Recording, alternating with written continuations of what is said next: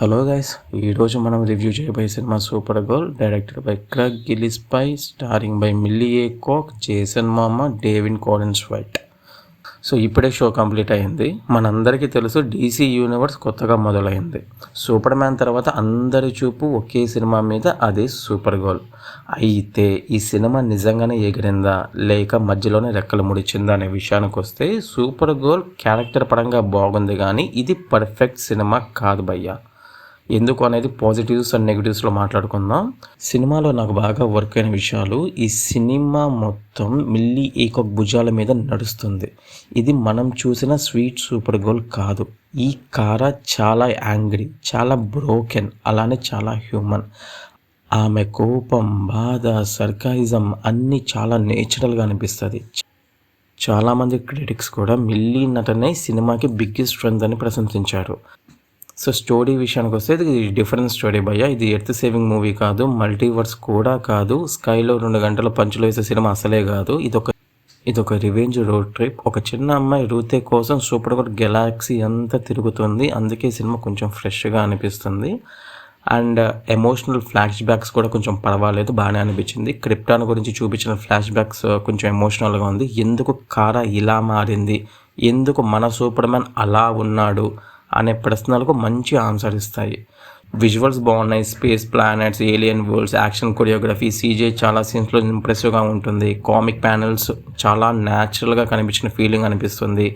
సినిమాలో favourite character ఎవరైనా ఉన్నారు అంటే అది తప్పకుండా క్రిప్టోనే. స్క్రీన్ మీద వచ్చిన ప్రతిసారి థియేటర్లో ఒక స్మైల్ వస్తుంది. చూడడానికి క్యూట్ ఉంటుంది, ఫన్నీ అండ్ హీరో కూడా క్యారెక్టర్ చాలా బాగుంటుంది. డ్యూరేషన్ చాలా తక్కువైనా కూడా ఉన్నంతసేపు చాలా ఎంగేజింగ్గా, చాలా క్యూట్గా ఉంటుంది.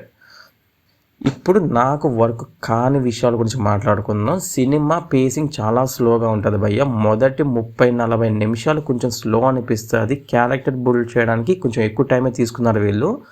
మాస్ ఆడియన్స్కి అయితే కొంచెం బోరింగ్ అనిపించే ఛాన్స్ ఎక్కువగా ఉంది. అండ్ విలన్ చాలా వీక్.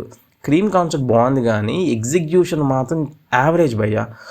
విలన్ ప్రెజెన్స్ అంత స్ట్రాంగ్గా ఫీల్ కలగలేదు నాకైతే. హీరోయిన్కి ఈక్వల్ థ్రెడ్ ఇచ్చే విలన్ అయితే కాదు. మీరు సినిమా చూసాక మీకు కూడా ఇదే అనిపిస్తుంది. అండ్ టోన్ కొంచెం అన్ఈవెన్గా ఉంది. ఒక సీన్ చాలా ఎమోషనల్గా ఉంటే వెంటనే ఇంకో సీన్ కామెడీ, మళ్ళీ సీరియస్, మళ్ళీ జోక్స్. ఈ టోన్ అనేది ఫ్లక్చువేట్ అవడం వల్ల, ప్రతిసారి షిఫ్ట్ అవడం వల్ల ఏ ఎమోషన్ కూడా మీరు కంప్లీట్గా ఆస్వాదించలేరు. ఇది అందరికీ వర్క్ అవ్వకపోవచ్చు.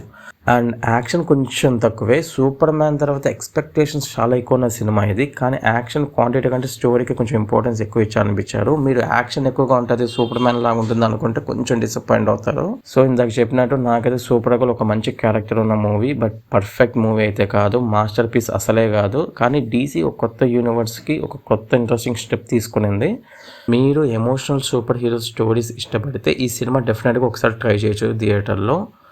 మీరు సినిమా చూసారా? మీకు సూపర్ గర్ల్ ఎలా అనిపించింది? మీ ఫేవరెట్ సీన్ ఏది కామెంట్స్లో చెప్పండి.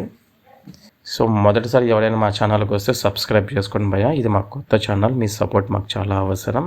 నెక్స్ట్ వీడియోలో మళ్ళీ కలుద్దాం. అప్పటి వరకు బాయ్ బాయ్.